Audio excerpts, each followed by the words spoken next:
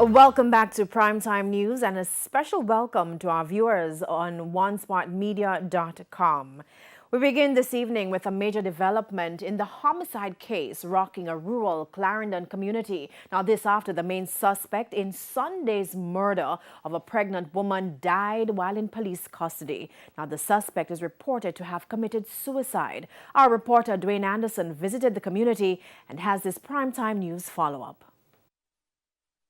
This young man was the target of Roden Hall residents on Sunday afternoon. The people wanted to exact jungle justice on the young man, who they feel had killed 21-year-old Tashika McKay earlier on Sunday. The police team, however, fired several warning shots and managed to extract the suspect safely from the menacing crowd.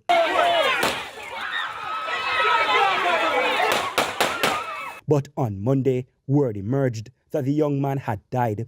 He is 20-year-old farmer Markland Hales, also called CJ. Reports are that he was found hanging in his cell while in police custody in Lioneltown in Clarendon. The police say he committed suicide. Incidentally, we spoke with some residents of Roden Hall prior to the news of the suspect's death, and this is what they had to say. Any man we walk and abuse a man, hang them thing, period. But the suspect's death adds more questions to this tragic case. Among the answers being sought by residents, what could have led to such a wicked attack? One of Tashika's longtime friends recalled the horrific discovery. When me jump off front and me go enter the house, me and my sister, first thing could agree to Tashika, upon her face, be blood, blood all about, blood upon the wall, blood upon the bed. This bed has been flipped on its side. It's a brutal symbol of a family's life turned upside down. It is on this bed that Tashika McKay was found murdered yesterday on Father's Day. The boy this every father with a murder like this on a Father's Day. When we all should be celebrating Father's Day, you scuff the life out of a young 25-year-old who is 8 months pregnant. Relatives detailed how the suspect continued to interact with other residents after he allegedly killed the woman, with even plans to take her mangoes to eat. He's wicked. He don't have a heart. Me not go tell a man say him have a heart. He don't have none. Me don't know where I be him, but no heart. That is not a heart. Somebody will have a heart, don't. Me not feel like saying me that do a thing like that. No motive has been established for the deadly attack. The people say they didn't know of Tashika being involved in any dispute with her boyfriend or anyone else. Nobody and Tashika have no problem if they want her Tashika. Yeah, I feel love Tashika, because I'm playing. If Tashika will tell you something, he will just tell you. In the meantime, relatives of the deceased have made small steps to try and escape the trauma. They have begun destroying the bloodied sheets and bed from the murder scene. But it will take a lot more to work through this grief, which is why social workers from the Child Protection and Family Services Agency were in the community early Monday afternoon speaking to residents to start the counseling and trauma relief sessions. Dwayne Anderson, TVJ News. Welcome back to Primetime News and a special welcome once again to our viewers on onespotmedia.com. A 1-year-old child remains in hospital after she was attacked by a pack of dogs at her home in St. Anne. This evening, the child's father, O'Neill Campbell, says he wants justice as his daughter is badly injured. Shamela Pullen reports. The incident took place about 5 o'clock Tuesday afternoon in Lower Buxton, Brownstown, St. Anne. O'Neill Campbell says his daughter was at home when she was attacked by the dogs. The child was in the house. Right. So the next to put them outside, so she had come out. So as soon as she get on the steps, she come off the steps. As soon as she get on the bottom, they all them dry him off. 5 of them, at my ground, they dry him up. And my wife, see, I'm feeling one stone after him and he run. Mr. Campbell says he was at work when he got the news. He immediately rushed home to take the child to the hospital. So as soon as me charter a taxi, go over there. When I go over there, I rush go by the yard. I see it pitney in my wife's hand. Full up of blood, the whole line bite up. The little girl remains in stable condition at hospital. Meanwhile, Mr. Campbell says he knows the owner of the dogs, but they do not get along well. He wants justice for his child. Right now, full time is going on, because what for fitness getting them up and big people are getting them up on the dog bite. Because people are them dog and then not secure them dog. You find your dog, either you tie them up or you fence the yard. Because you can't get your dog in Lagos. You can't get your dog in Lagos, boy, place where them people, you know. My picnic could have dead, you know. I could have go about see my picnic throat cut.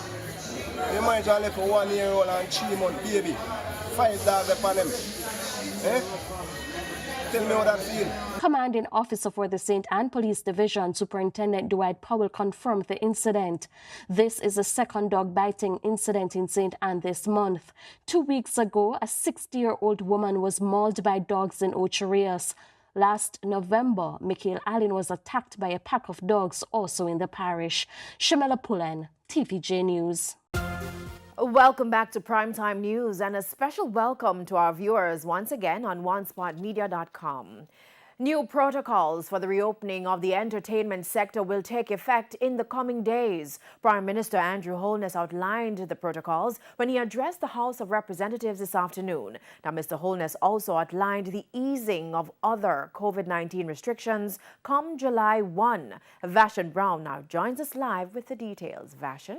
Thank you so much, Janella. From a public health perspective, the Prime Minister says the country is not where it would like to be. The positivity rate still above 5%.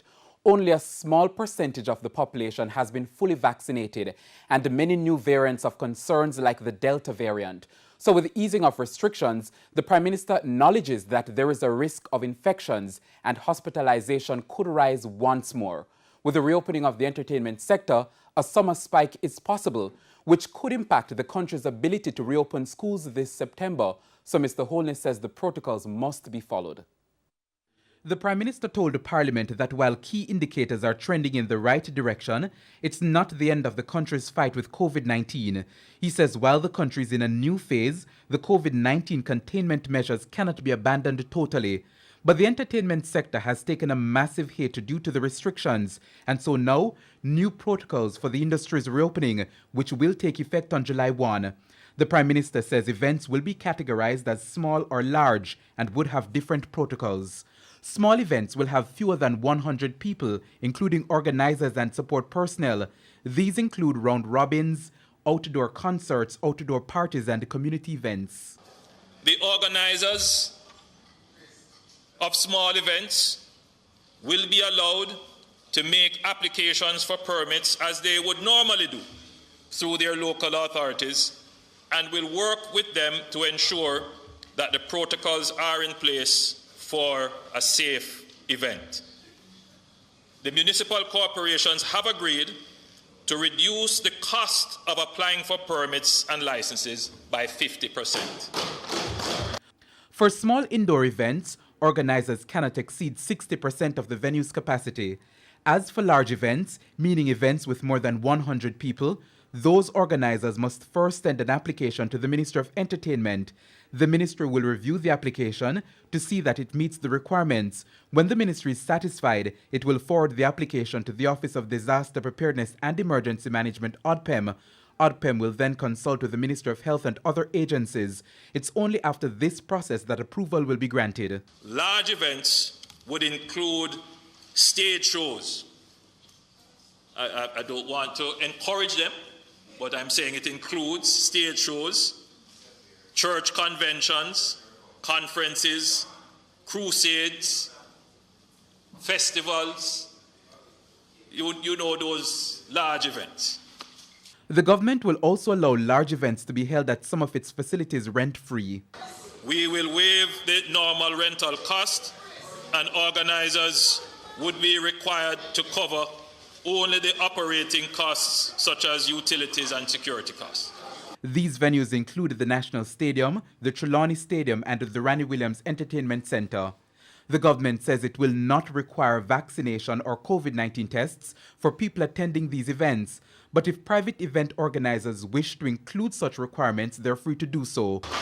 Madam Speaker, to signal the reopening of the entertainment sector as well as to demonstrate how a large event could be hosted with proper protocols, the government will be organizing a concert on July 1, 2021 at the Port Royal Cruise Terminal.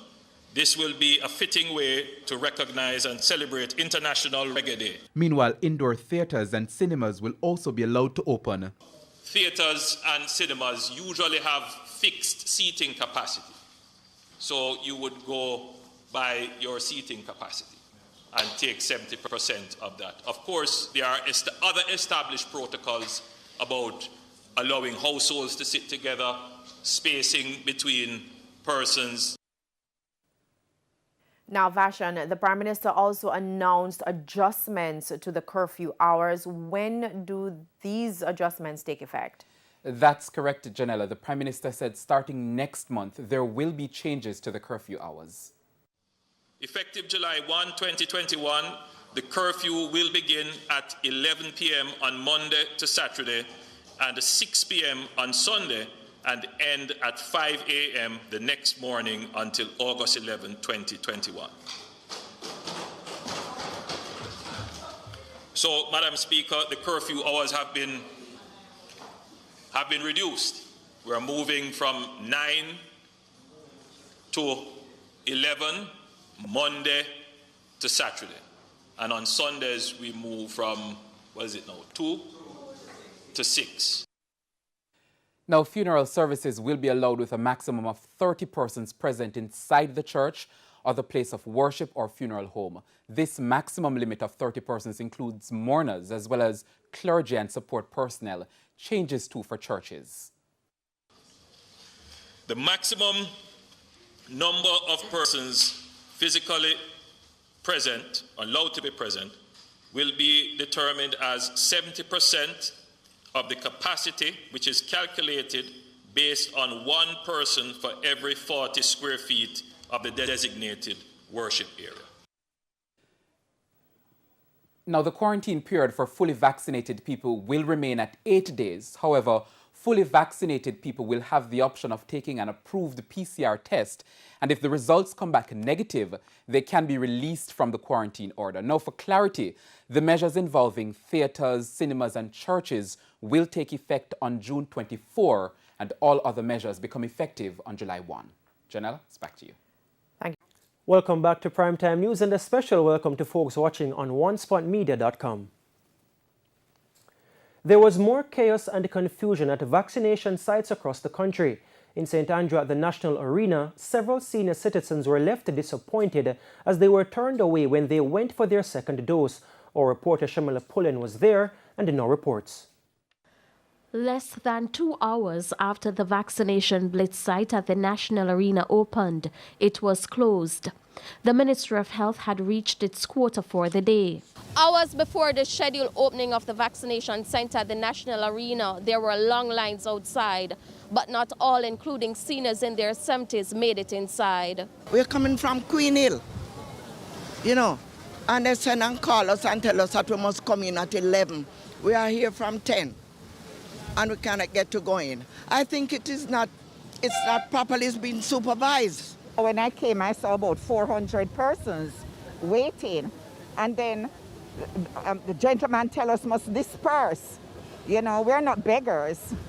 If we have to pay for the vaccine, we would have paid. It don't sound good at all.